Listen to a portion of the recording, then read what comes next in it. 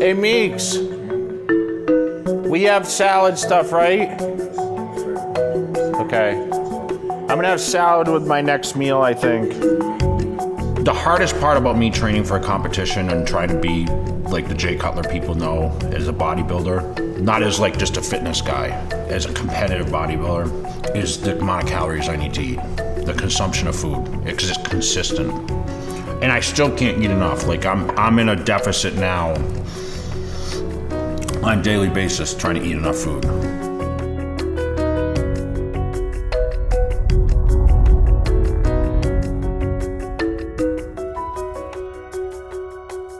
I went to bed at 280 last night and I woke up at 271. But that's how much I lose. I mean, on the stairs, I'll lose 7 pounds. 7 pounds every morning on the stairs, 7 pounds of water.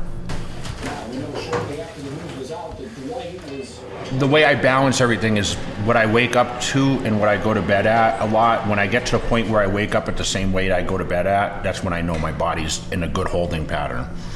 Right now, it's out of control.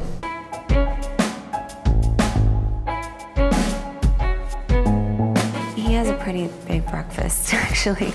But today and for the last few weeks, he's been drinking his egg whites. So 2 cups of egg whites with 1 scoop of protein. Then he has 3 whole eggs, 3 packets of grits, 2 pieces of Ezekiel toast, and coffee. That will probably end soon, though. No one understands how strict it is being on a mealtime schedule where you can only eat 2.5, 3 hours. The average person should eat at least 5 meals. I think, you know, if you're eating every 3 hours, you have to be able to eat consistently. I can't fall asleep until he eats his meal, because then he'll forget about it, and he'll wake up like, you know, 4 or 5 o'clock in the morning and then eat it, but that's too late. So I gotta stay up and make sure he eats it. And it's not easy waking him up if he falls asleep. Alarm went off, what, 6, 7 times before I got up to eat it. I got up and ate about 3. I'm not scared to break the rules. So I ate at 12 and then I ate at 3, every 3 hours. Do you want, 2 toasts. yeah, I got that. Do you want the cottage cheese? Yeah, I do. I want to keep it in there. Okay. Get him, You jumping in? give him a couple months to get in shape, get him with your doctor. It's a towel out there, right? When I worked construction in my family business, I was forced to eat very quickly.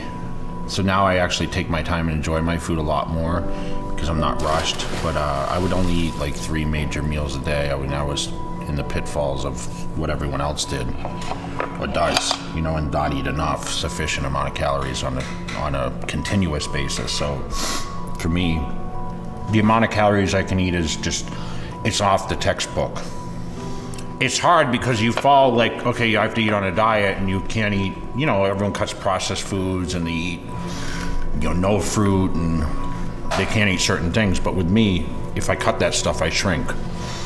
I can't eat oatmeal and egg whites and fish and, you know, plain potatoes and that kind of stuff. I can't do it.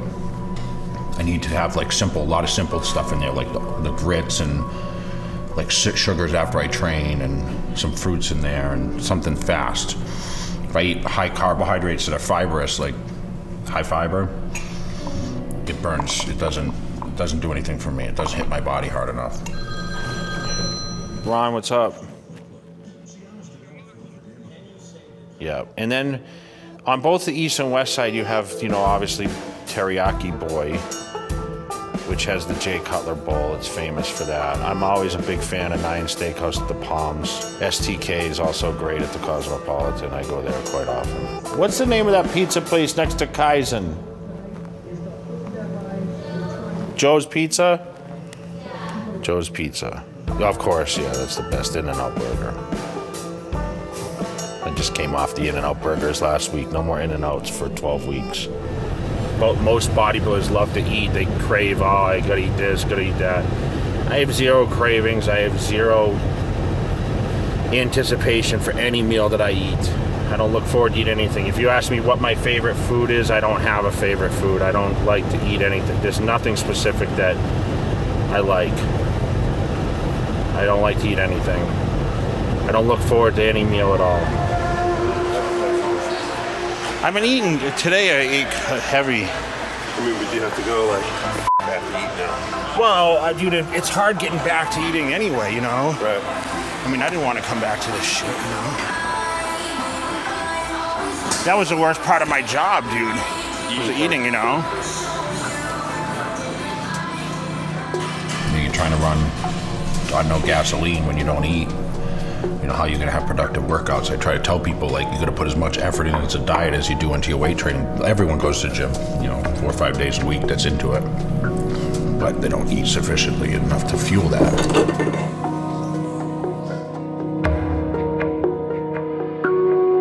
I wish, you know, you could take a pill and be able to just avoid cooking or anything like that. Cooking and eating is 5 or 6 hours of my day, no question. You know, and you see that living my life. If you follow me for a day or 2 or 3, you'll see that a lot of my day is the meals. Are you on your 16 time a day meal plan? 37. 18 and a quarter. Okay, so 54. We work harder to make his clothes. I got to charge him a little extra. Number one, you got to focus on your food. That's no question. So, you know, you have to make sure you're getting, you know, your protein and, you know, your carbohydrates, your fats, you know, your good fats, whatever. But, I mean, for products alone, I mean, most people are going to buy a protein powder, you know, multivitamin. They might, you know, then they might launch into pre-workouts and, you know, branched chain aminos. And then, of course, number one, fat burner if you're trying to lean out. But, you know, I don't suggest using a fat burner year-round. Pre-workouts and protein, yeah, of course, you know, you can use those year-round. You know, you're talking 3 or 4 products. I mean, it's necessity. It's something that, I mean, I think it's an advantage. You know, if you want to do things right, you got to have the advantage, right? So you have to try to find ways to budget and be able to, you know, fit that extra stuff in there.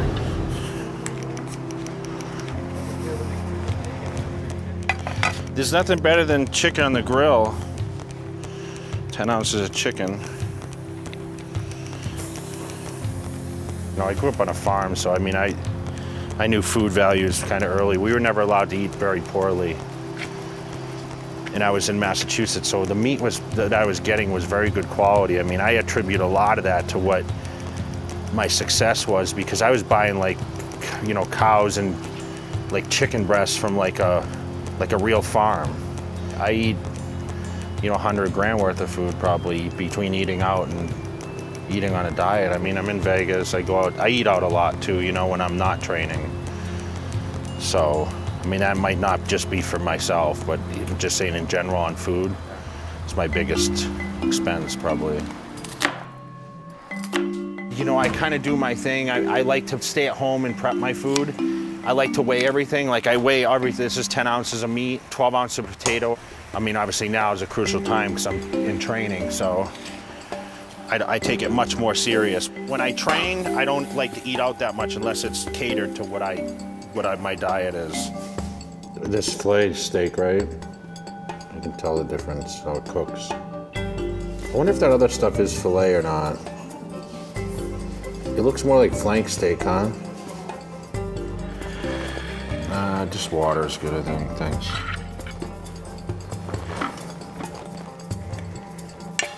I think I took it to California with me. Yeah, regular the Fusion. How bad is it growing in now? Oh my God. Bad? You know, I never had hair on my back until I started shaving, you know that? Ever. Really? That was a zit. Oh. I went over the zit. Yeah, there's a zit back there? Yeah, huge. Everyone gets Never had a zit, dude. Ever. You just popped What are you talking about? I used to have bad zits too, you know. When I eat potato chips, I got zits, you know that? Did you tell them Try about... some potato chips because they were local where I lived. Did you tell them about what you used to eat at your mom's house when you would go visit? Yeah, I used to get zits, dude, when I was like 12. What did you eat? Try some potato chips. Tell they them were what very you would greasy. eat. Tell him what you would ask your mom to make you every time you went to her house. Chips and dip. Chips, what kind of dip? But a whole Sour bag. cream and onion. I used to eat them for breakfast. Sour cream? Yeah. Well, there you go. Yeah. Ask Mo about the pizza she ate the other night. Do you have pizza? Yeah. Good for you. See?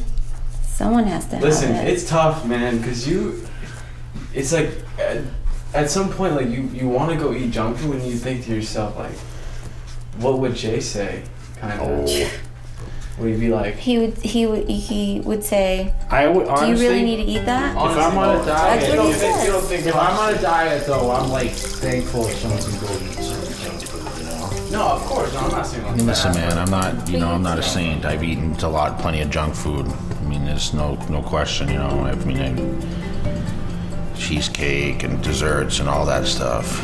I like burgers, that's something I do eat, but like having a turkey sandwich and some potato chips is great for me. That's just like a turkey sandwich with some cheese on there. I like cheese, so I mean, for me, it's like I don't really sit there and crave. Okay, well, I would like to have sugar this and sugar that. I mean, I don't get a craving for. I eat Snickers bars once in a while. There was a time when my macros and my nutrition was normal, where I ate on a specific diet day in, day out, and now, I'm just not a control eater where I just eat everything different on a daily basis. So the consistency has to be important as the training. I think I had the best advisors from the day I started, pretty much from 6 months in. I started working with Chris Aceto, who's a major player in fitness. Trains a lot of top guys, made a lot of guys professionals, brought me to Olympia, won my first Olympia with him. So I think it's good to hire someone that has some knowledge of some nutrition. Might as well do it right, because the nutrition is almost more important than the weight training is. That creates the show. Come on. Let's go, Jake. Come on. Suck it up, suck it up, suck it up, suck it up. Mentally, you have to be, I think, a little crazy. People approach me and they say, Jay, what's the secret? What's the secret? I don't like to eat anything. If you ask me what my favorite food is, I don't have a favorite food. I don't look forward to any meal at all. You're a living legend. That's what's amazing about what I do. And I'll tell you, Jay Cutler's the greatest of all time.